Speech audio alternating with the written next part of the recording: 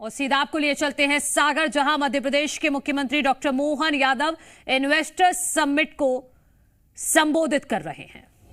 और प्रचर और प्रचुर दोनों तरह की भू संपदा को समेटे यह हमारा आदिकाल से विशेष पूरे देश में स्थान पाया क्षेत्र बुंदेलखंड। इस बुंदेलखंड के सभी लोगों को प्रणाम करता हूं, सबका अभिनंदन करता हूं।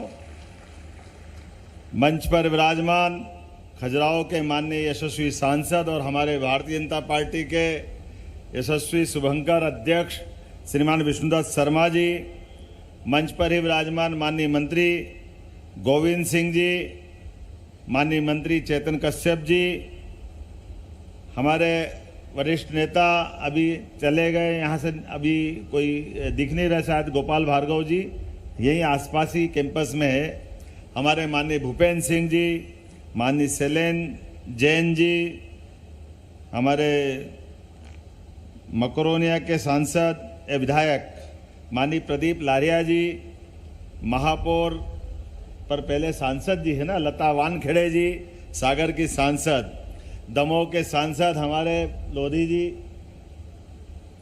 राहुल भाई, इस अवसर पर मौजूद मंच पर ही विराजमान हमारे सारे वरिष्ठ मंत्रीगण भी यहाँ मौजूद है, भाई लखन पटेल जी, धर्मेंद्र लोधी जी, माननीय मंत्री दिलीप जी।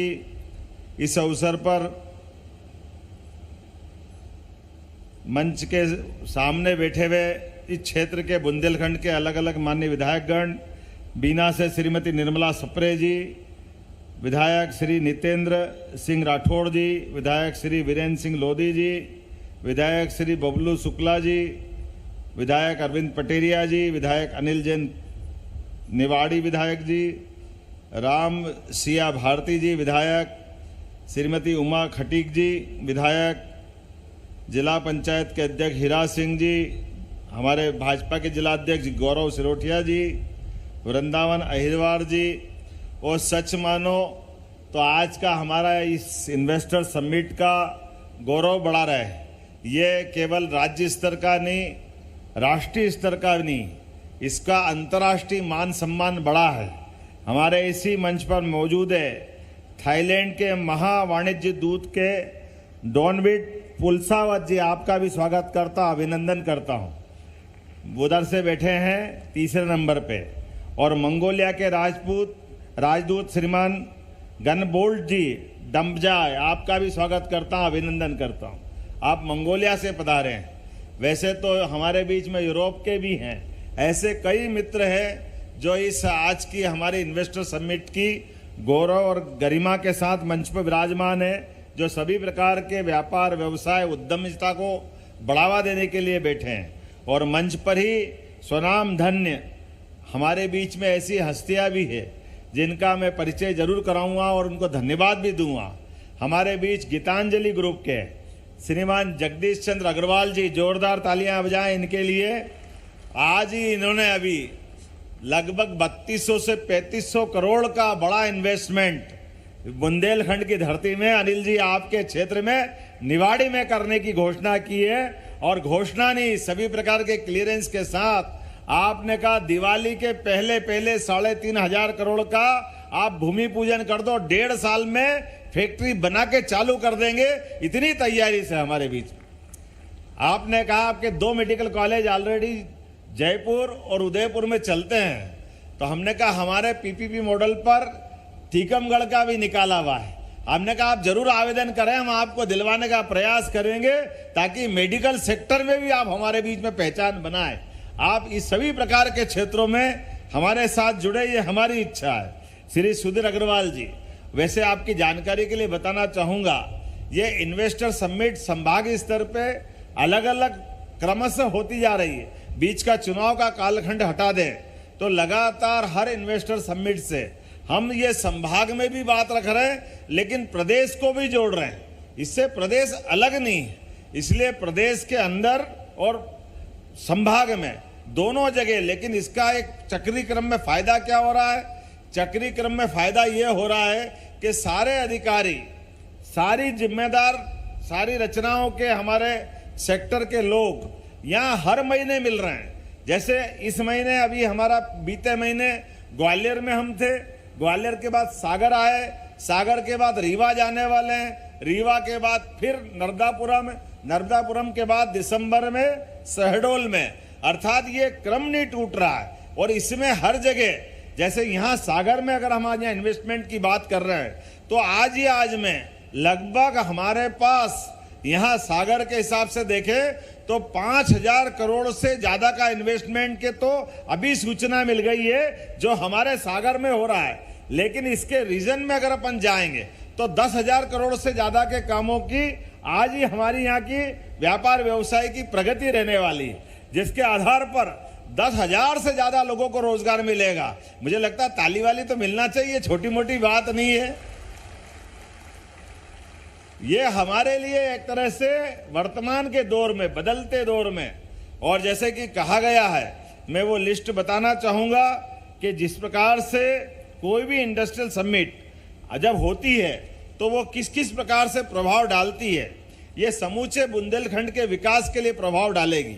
और न केवल बुंदेलखंड के विकास के लिए, जब नए उद्योग आते हैं, इंफ्रास्ट्रक्चर का विकास होता है तो युवाओं को रोजगार मिलता है। बड़े पैमाने पर निवेशक जब आते हैं तो सभी प्रकार के विकास के नए दरवाजे खुलते हैं। उसी के साथ साथ स्थानीय व्यापार को भी प्रोत्साहन मिलता है। एक सेक्टर नहीं, एक इंडस्ट्री आएगी तो होटल वाले, ठेले वाले, बाजार वाले, सभी प्रकार के लोगों को यहां से लेके वहां तक उसका असर आता है। और ये सागर केवल सागर नहीं है, सागर का पूरा हमारा संभागीय क्षेत्र है, ये सब लाभान्वित होने वाले हैं। इसीलिए सागर के सभी जिले, पन्ना में सीमेंट उद्योग, जोरदार अभिनंदन करो। किसको कहते हैं? 1,500 करोड़ का इन्वेस्टमेंट अकेले पन्ना में होने वाला है।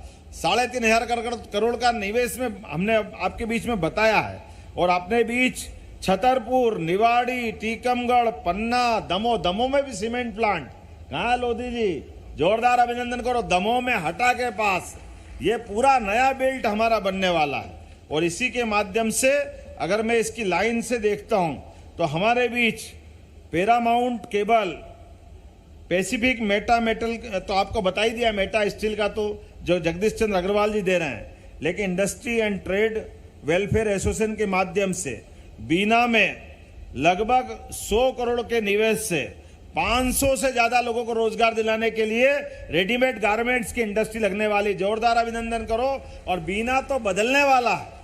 बीना के अलग अलग प्रकार के हमारे रसायन और उर्वरक के सभी प्रकार के कारखानों के माध्यम से आज ही यहाँ मध्य भारत की एग्रो प्राइवेट लिमिटेड के माध्यम से 400 करोड़ का इन्वेस्टमेंट और 500 से ज्यादा रोजगार के अवसर वहीं बीना के लिए मिलने वाले हैं। ये हमारी आज की अपनी उपलब्धि रहने वाली। डेटा सेंटर, कभी कल्पना कर सकते थे डेटा सेंटर सागर रीजन में आएगा? मुझे लगता है अभी मध्य प्रदेश में सबसे पहले शुरुआत यहीं से हो रही है।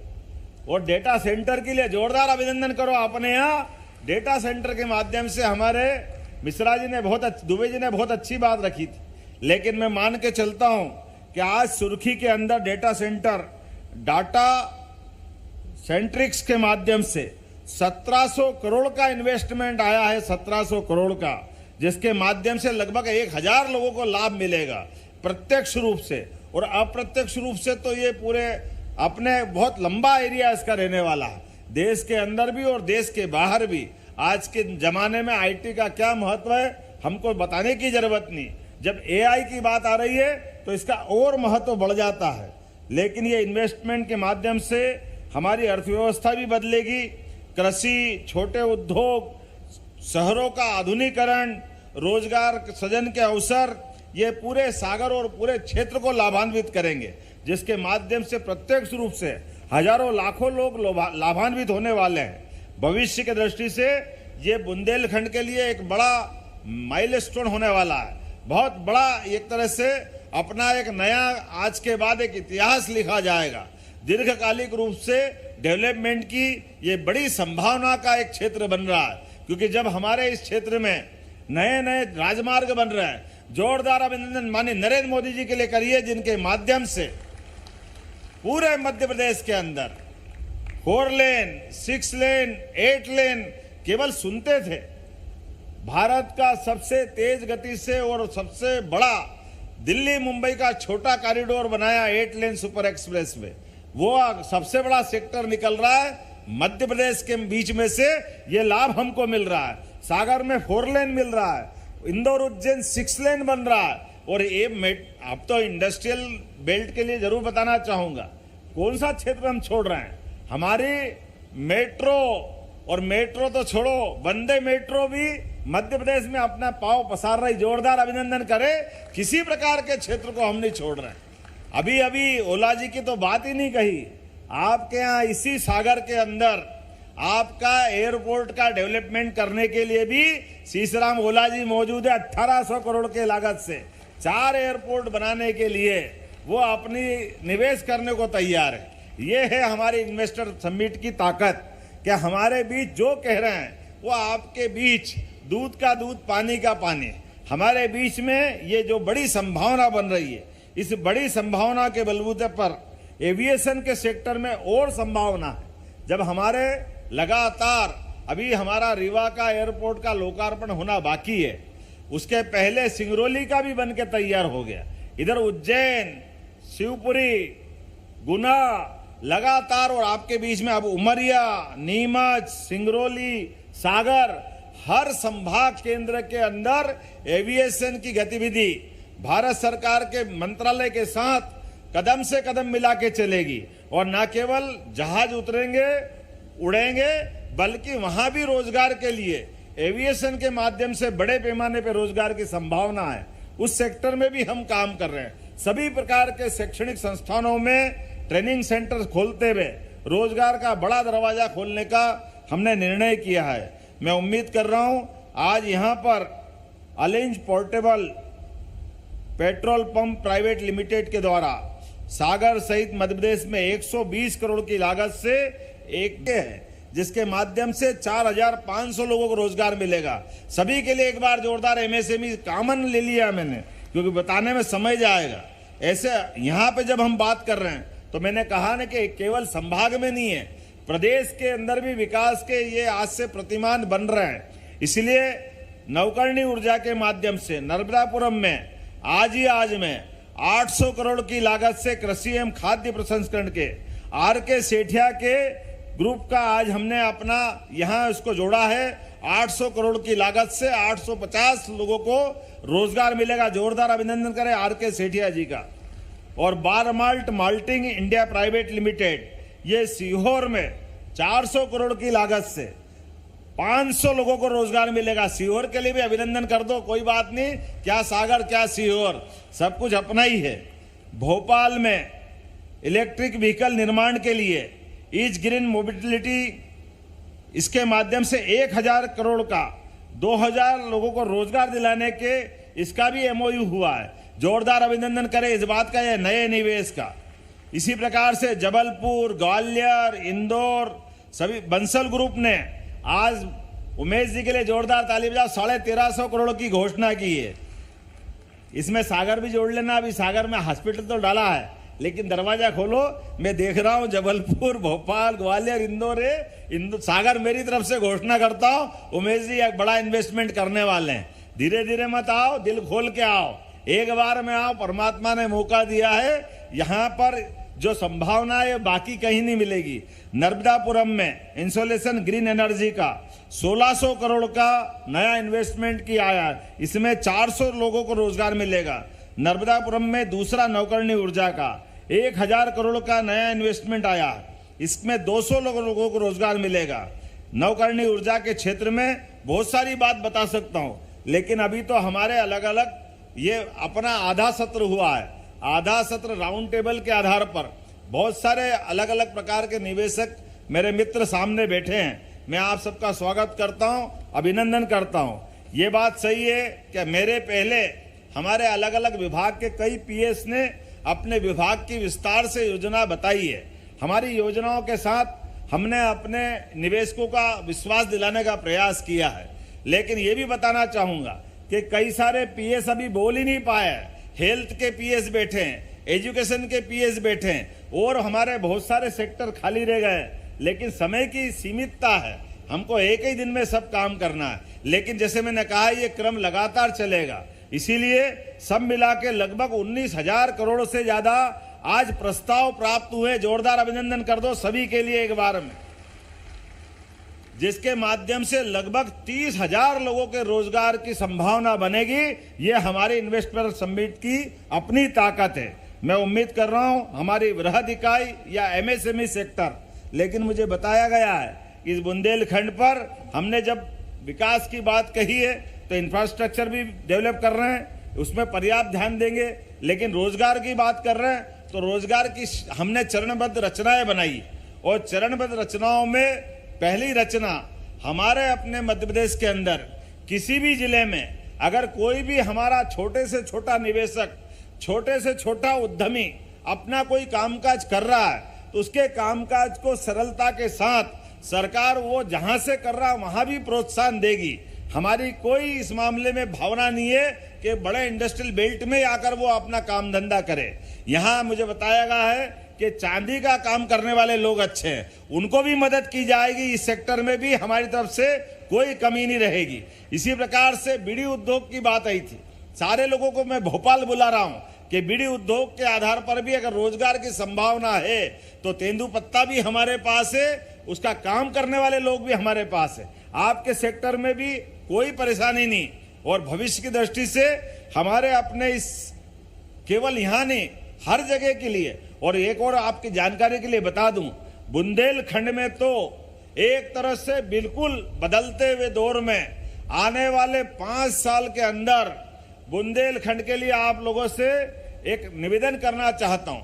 आपको बताता हूं संभावना। यशस्वी प्रधानमंत्री के नेतृत्व में केन बेतवा नदी लिंक योजना के माध्यम से 2.5 लाख हेक्टेयर के अंदर यहां सिंचाई की संभावना बन रही है। बड़े पैमाने पे पूरा क्षेत्र बदलने वाला है। जितना ये कष्ट भोग करके पुराने समय में बुंदेलखंड के लिए जो तकलीफ थी, आज के दौर में आने वाले समय में पूरा का पूरा क्षेत्र बदलकर समूचा क्षेत्र ये पंजाब को पीछे छोड़ेगा, इसकी गारंटी ले सकता हूं। इतना अपने आप में यहाँ एग्रीकल्चर की संभावना रहने वाली, और न केवल हमारे सिंचाई के क्षेत्र में बल्कि पशुपालन को लेकर के हमने नेशनल डेयरी डेवलपमेंट बोर्ड के माध्यम से एक एमओयू किया है, और आने वाले 5 साल में अभी देश का 10वां हिस्सा के बराबर दूध हम उत्पादन करते हैं। लेकिन हमारा लक्ष्य है कि आने वाले समय में हम 5वें नंबर पे पहुंचे, डबल उत्पादन क्षमता बढ़ाएं। तो जो कृषि उत्पादन के साथ साथ किसानों की भी आय डबल करने के लिए दूध उत्पादन में उनको अपना सहभागी बनाएं। इसी प्रकार से हार्टिकल्चर का बहुत बड़ा सेक्टर है। हार्टिकल्चर के सेक्टर में भी हमने बहुत अच्छी पॉलिसियां लाई है। इसीलिए फूड इंडस्ट्रियों की बड़ी संभावना भी इसी क्षेत्र में। माइनिंग के सेक्टर में भी हमने अपने अलग अलग प्रकार के प्रयास प्रारंभ किए, और माइनिंग का तो एक तरह से ये पूरा बेल्ट एक अलग पहचान रखता है। इसीलिए माइनिंग के सेक्टर में भी साफ सुथरी पॉलिसी और सबसे सरलता के साथ नीलामी।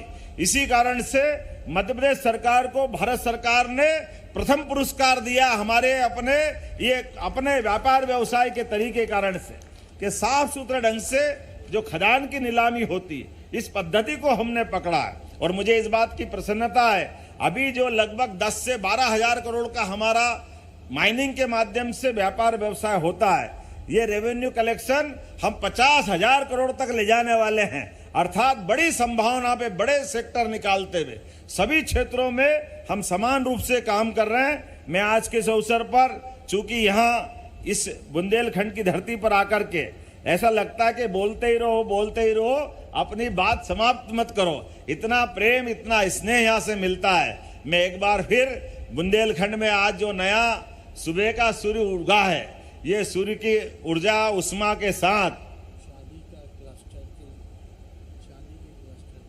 चांदी का क्लस्टर बना देंगे, इसमें क्या दिक्कत है। शैलेंद्र जी के लिए ताली बजाओ। चांदी के क्लस्टर की आपने बात कही है, मेरा बस चले तो तुम अभी और बताते रहो, वो सब बोलता रहूं, मुझे अच्छा लगेगा।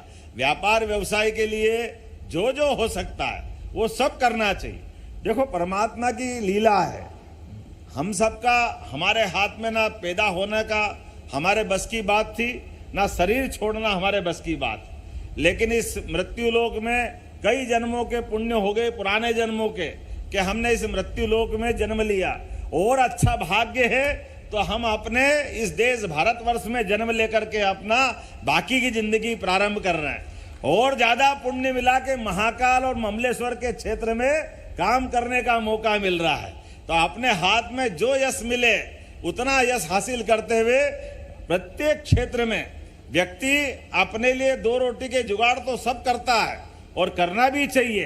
अपने परिवार को पालने की जवाबदारी परमात्मा ने उसको गृहस्थ जीवन में दी, वो भी रहना चाहिए। लेकिन सच्चा सुख तो तब मिलता है जब मैं काम करूं और 1000 लोग मेरे काम करते करते अपना जीवन का गुजर बसर करें, उनके जिंदगी में हमारे माध्यम से उनका बदलाव आए। और ये 1000 में नहीं, जब हजारों में होती है, ये लाखों में हो, ये शुभकामना देते मेरी बात समाप्त करता हूं। बहुत बहुत धन्यवाद। भारत माता की।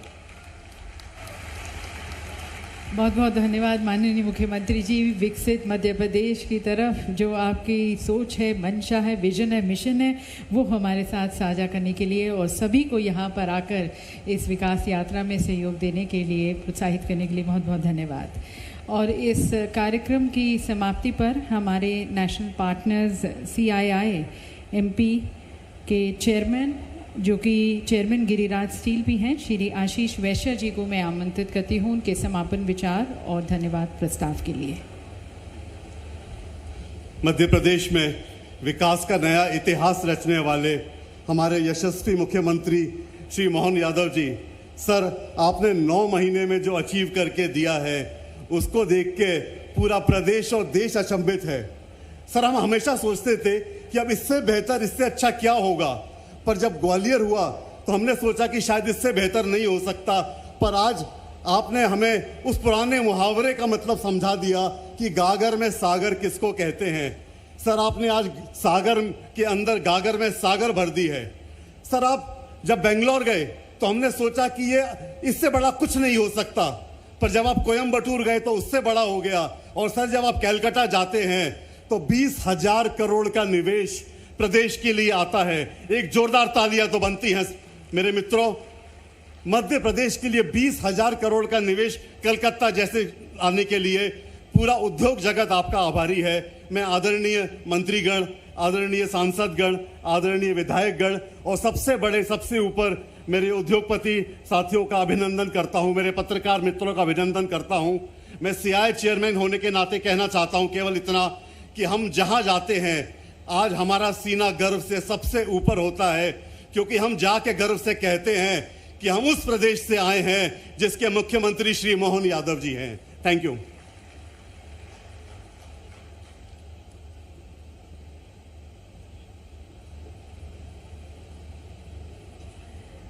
देवी सज्जनों, इसके साथ हम इस सत्र को समाप्त करते हैं। आप सभी का बहुत बहुत धन्यवाद। धन्यवाद मंचासीन हमारे सभी प्रमुख नेतागण का, उद्योगपतियों का, मंचासीन सभी हमारे वरिष्ठ अतिथियों का। आप सभी को अब भोजन के लिए आमंत्रित करते हैं। हमारे गेस्ट ऑफ ऑनर्स के लिए CM लाउंज में भोजन की व्यवस्था की गई है, जो कि इस हॉल के पीछे ही है। और सभी यहाँ पर डेलीगेट्स के लिए आपसे निवेदन है